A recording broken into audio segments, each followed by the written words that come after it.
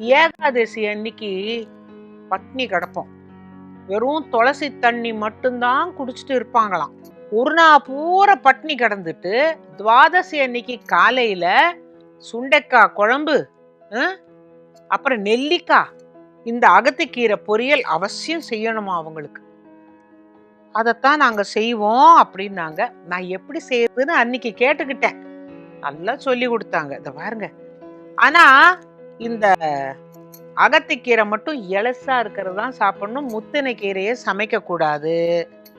அப்புறமா இந்த பசுமாட்டுக்கு கொடுக்கறேன்னு இதை கொண்டு போய் அது வாயில திணிக்க கூடாதுங்க. அது பாவம்.